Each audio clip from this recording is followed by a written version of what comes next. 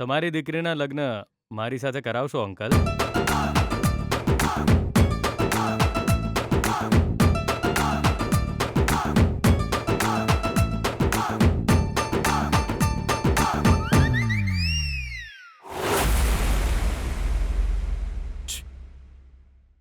બેના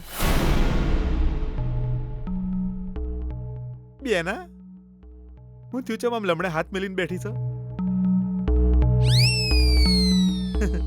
સમજી જો એ જ કે તે મારું સજેશન લઈ લીધું હોત તો આજે આપણા માથે જે ટેન્શન આવીને પડ્યું છે એ ટેન્શનમાં આપણે અત્યારે ના હોત. તારી હું આંખો કઈ રહી છે હું સમજુ છું. ભૈલા જરા મને તો કંઈક બોલવા દે. એક પછી એક સમસ્યા આવ્યા જ કરે છે. હું શું કરું? એક જાય તો બીજી સામે ઊભી જ હોય છે. હજી આ ગીતાના લગ્ન કેન્સલ થયાનું ટેન્શન પત્યું નથી, ત્યાં વિજય મનમોહનને હોસ્પિટલ લઈ ગયો છે એનું બીજું ટેન્શન ઊભું થઈ ગયું. અરે બેના વિજય હોસ્પિટલમાં હું કરી રહ્યો છે એ જાણવા માટે તારે ત્યાં કોઈકને મોકલવા જોઈએ. એનો ફોન આવ્યો કે નહીં? એણે શું કહ્યું? વિજય કંઈક પ્રાયશ્ચિત કરવાની વાત કરી રહ્યો હતો ભૈલા. અરે મને એવું લાગતું હતું કે આપણા કારણે એક્સિડન્ટ થયો છે એટલે જ વિજય મનમોહન અને વૈષ્ણવને સોરી કહેશે, પણ વિજયે તો પેલા મનમોહનને લોહી આપીને એનો જીવ બચાવ્યો.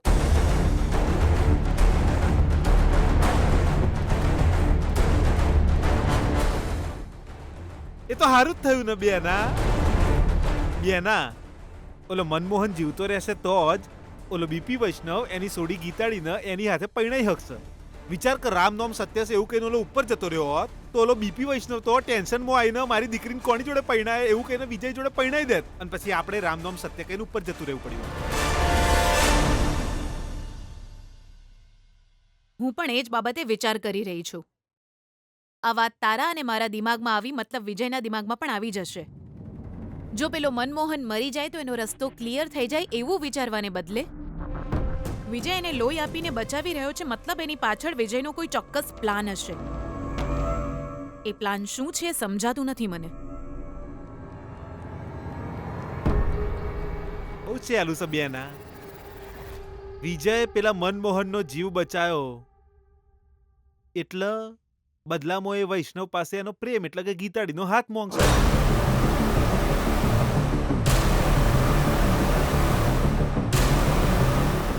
આ તું શું કહે છે? જોજે બેના, હવે તો તારી દુશ્મન ગીતાડિયા ઘરમાં આવશે એ વાત ફિક્સ છે. હવે ખાલી એક જ કોમ બાકી રહ્યું છે, આરતીની થાળી રેડી કર.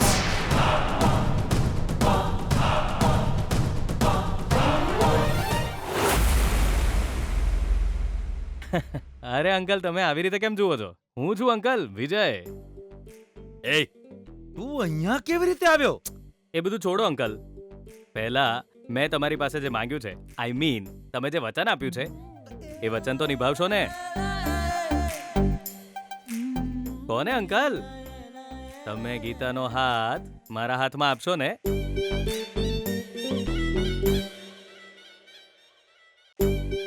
કે પછી તમારું વચન તોડી નાખશો?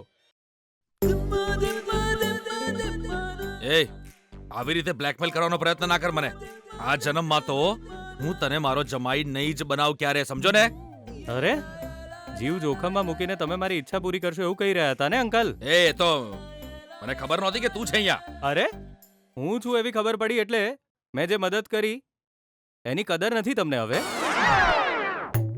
અથવા બીપી વૈષ્ણવ પોતાના વચનથી ફરી જાય છે? જો મને ફરીથી ગુસ્સો ના અપાવીશ. હું તને મારી દીકરી નહીં સોંપું ને નહીં સોંપું. એ સિવાય બીજું કઈ જોઈતું હોય તો હું તને આપી દઈશ. ઠીક છે અંકલ, માંગુ છું. પણ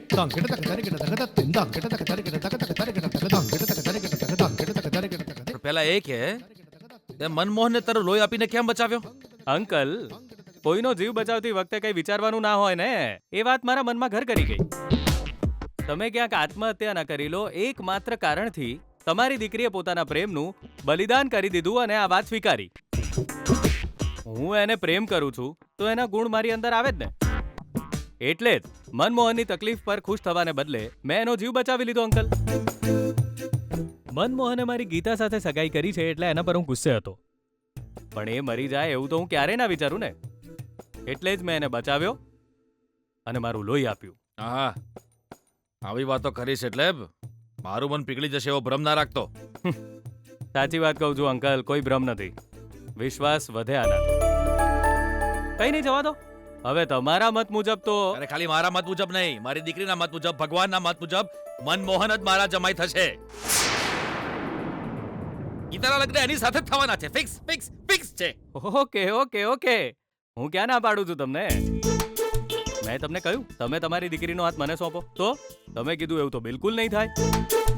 પછી તમે કહ્યું બીજું કંઈ માંગ, તો એ જ માંગી રહ્યો છું હવે. હા બીજું કઈ માંગુ છે? હા માંગ. અરે માંગ રે ભાઈ. તમારી દીકરી અને મનમોહનના લગ્ન કરાવવા માટે હું તમારી મદદ કરવા માંગુ છું અંકલ.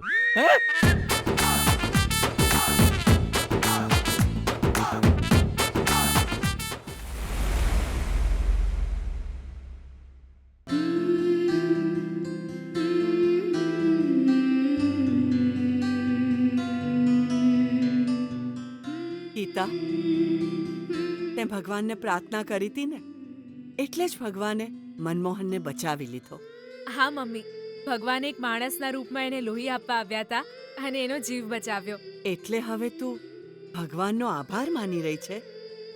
ભગવાને જીવ બચાવ્યો એટલે એમનો આભાર તો માનવો જ પડે ને. ગીતા, તારા આ ગુણના હું વખાણ કરું કે પછી મનમોહન સ્વસ્થ થશે કે તરત જ તારા પપ્પા એની સાથે તારા લગ્ન કરાવશે એ વિચારીને દુઃખી થવું. તું હંમેશા બધાનું ભલું જ ઈચ્છે છે, તો તારું પણ ભલું જ થશે. ભગવાન બધું ઠીક કરી દેશે. હવે બસ આટલી એક આશા જ રહી છે.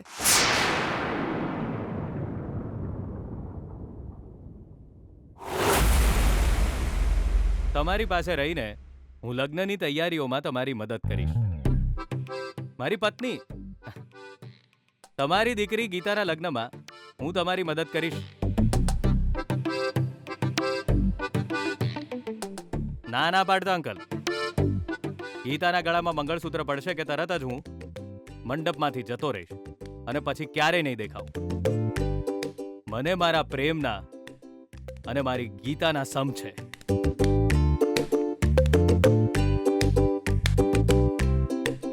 કેમ આવી રીતે જુઓ છો? મારા પર વિશ્વાસ નથી આવતો ને? અરે તારા જેવા ડબલ ઢોલક પર મારે વિશ્વાસ કરવો કઈ રીતે? તું ગીતા પ્રિયા છું એવું કહીને મારા પડોશમાં રહેવા આવી ગયો પહેલા તો, અને મને મૂર્ખ બનાવ્યો તો અલગ. પાપી અંકલ, જૂની વાતો ભૂલી જાવ ને હવે. એ બધું નાટક હતું.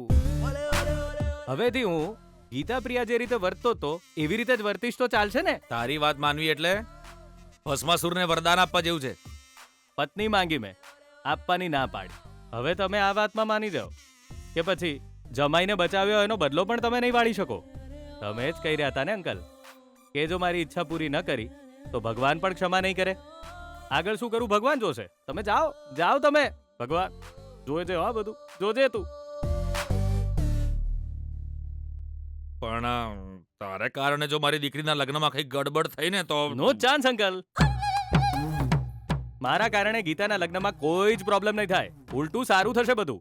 પ્લીઝ અંકલ, માની જાઓ.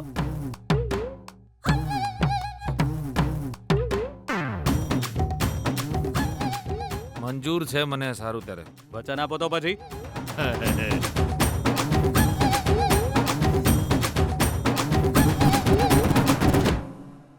આવું કરવું જરૂરી છે આપણે?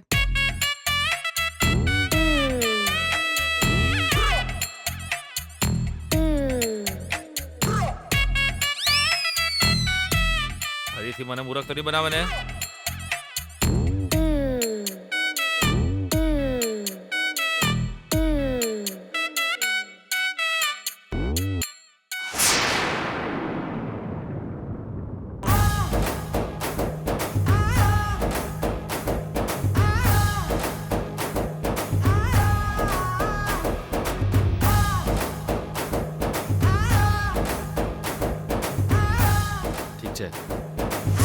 હું બીપી વૈષ્ણવ તને વચન આપું છું કે તું મારી દીકરીના લગ્નમાં મદદ કરી શકે છે, પણ મનમોહનના હાથે ગીતા મંગળસૂત્ર પહેરી લે પછી તો ચૂપચાપ ત્યાંથી જતો રહીશ. મારું વચન હું પૂરું કરીશ ને મને આશા છે કે તું તારું વચન પણ પૂરું કરીશ.